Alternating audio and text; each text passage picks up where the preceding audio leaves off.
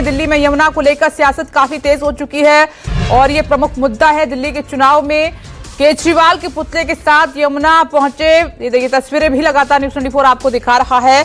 परवेश वर्मा के हाथ में आप अरविंद केजरीवाल का कटआउट देख रहे हैं और उसकी डुबकी बाकायदा यमुना में लगवाई है। परवेश वर्मा ने जो पुतला उनके हाथ में है, ये कटआउट, उसकी डुबकी लगवाते हुए परवेश वर्मा को इस वक्त आप देख रहे हैं। और इस पर लिखा क्या है वो भी आपको बता देते हैं कि मैं फेल हो गया, मुझे वोट मत देना, 2025 तक मैं यमुना साफ नहीं कर पाया।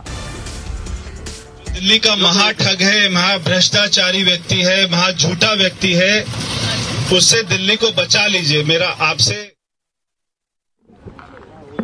यहाँ का पानी साफ करके पूरे दिल्ली एनसीआर को दे सकते हैं।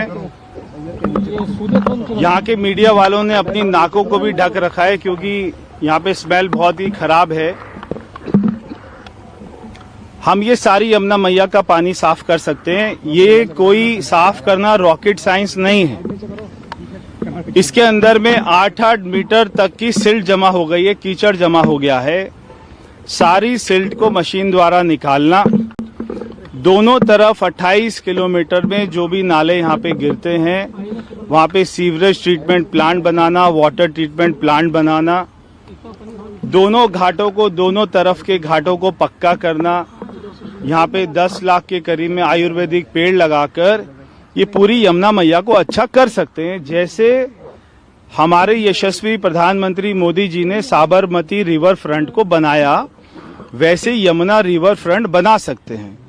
11 साल का समय बहुत ही लंबा होता है।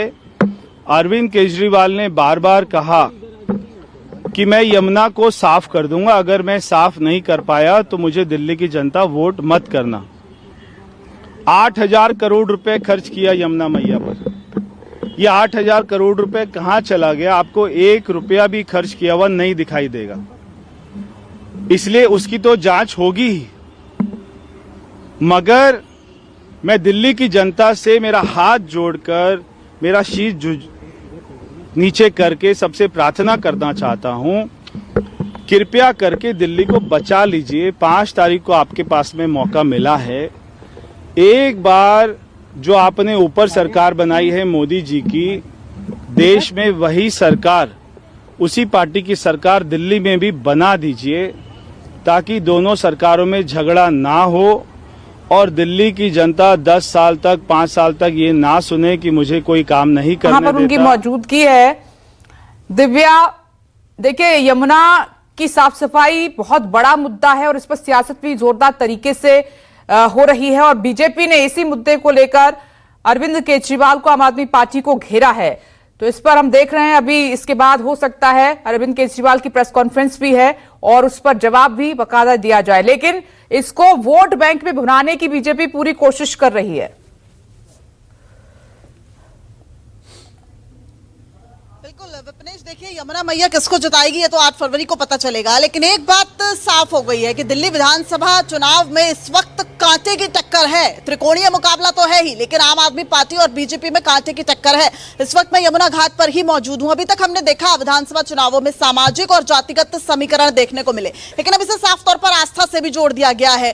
वो छठ का वक्त जब यमुना घाट पर जो है वो व्रतियां नहीं पहुंच पाई थी, बड़ी संख्या में कृत्रिम घाट बनाए गए थे। ये आईटीओ का वही घाट है जहां पर लाखों की संख्या में छठ व्रतियां पहुंचती हैं, लेकिन इस बार इस घाट को पूरी तरीके से बंद रखा गया था। हालांकि इस पर भी दिल्ली सरकार ने आरोप लगाया था कि जानबूझकर इसको बंद रखा गया है, इसको जो है वो हम दोबारा से बना सकते थे, यहाँ पर छठ व्रतियां आ सकती थी। लेकिन ये आप देखिए इस वक्त ये जो है वो इस घाट पर हम मौजूद हैं और इसी में नाव में बैठकर बिल्कुल जो यमुना के भीतर जो है वो गए थे प्रवेश वर्मा और एक संकेतात्मक तौर पर उनके हाथ में एक कटआउट था अरविंद केजरीवाल का, जिस पर लिखा था कि दिल्ली वालों मैं आपसे माफी चाहता हूं और उसमें अरविंद केजरीवाल ने कान पकड़े हुए हैं। यानी कि साफ तौर पर इसमें ये कहने की कोशिश प्रवेश वर्मा यहां कहते नजर आ रहे हैं कि यमुना की सफाई दिल्ली सरकार या अरविंद केजरीवाल नहीं करवा पाए हैं, इसलिए उन्हें वोट ना दिया जाए। और उस कटआउट को यमुना के भीतर यानी कि यमुना में डुबकी भी लगाई गई। साफ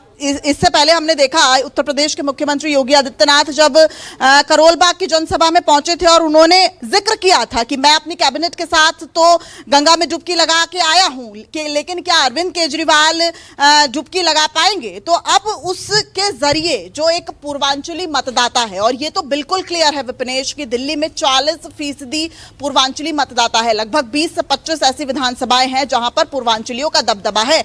और छठ का वो समय जब छठ व्रतियां यहां आई, लेकिन यमुना घाट पर, क्योंकि जो व्रतियां होती हैं उस वक्त आस्था का वो माहौल होता है कि वो इसी यमुना के पानी में उतरकर सूर्य को अर्घ देना चाहती हैं, लेकिन जब उन्हें कृत्रिम घाट का सहारा लेना पड़ा तो वो बेहद दुखी नजर आई थी। उसी मुद्दे को एक बार फिर से याद करने की यहां पर बीजेपी कोशिश कर रहे हैं, भुनाने की कोशिश यहां पर कर रहे हैं। प्रवेश जी, इस वक्त हम लाइव है, मैं आपसे चाहती हूं कि 1 मिनट सुनिए। मैं एक काम कर सकता हूँ, सबका अनिवेश नहीं करे ना इंडिविजुअल। इस वक्त हम लाइव हैं, बस एक बार आपसे जानना चाहूंगी जिस तरीके से आज ये कटआउट के जरिए क्या कुछ मैसेज देने की कोशिश की गई? देखिए, अरविंद केजरीवाल का वायदा था कि वो यहाँ पे डुबकी लगाएगा, यमुना साफ करेगा, वरना उसको वोट ना दीजिएगा तो दिल्ली की जनता को वोट उसको नहीं देना चाहिए। ये तो ऐसा अरविंद केजरीवाल ने खुद कहा था। एक्शन प्लान क्या होगा अगर दिल्ली में बीजेपी की सरकार आती है यमुना को लेकर? ये दे दो एजेंसीज को, ANI को आप दे दीजिए। एक्शन प्लान क्या हो सकता है? तो साफ तौर पर देखिए आप प्रवेश वर्मा, और एक बार फिर से उन्होंने यही आरोप लगाया है कि जिस तरीके से अरविंद केजरीवाल के कटआउट के माध्यम से वो यमुना के बीचों बीच गए, वहां पर जो कटआउट है उसमें अरविंद केजरीवाल माफी मांगते नजर आ रहे हैं। एक बड़े वोट बैंक को यहां पर साधने की कोशिश की जा रही है, और यमुना की सफाई, ये मुद्दा तो दिल्ली विधानसभा चुनाव में पूरी तरीके से अब दिख रहा है कि चरम पर है। पिछले 5 सालों में भी देखा यमुना की सफाई एक बड़ा मुद्दा रहा। लगातार बीजेपी की तरफ से ये आरोप लगते रहे कि 10,000 करोड़ रुपए जो है वो यमुना की सफाई के लिए आवंटित किए गए थे दिल्ली की सरकार द्वारा, लेकिन अब एक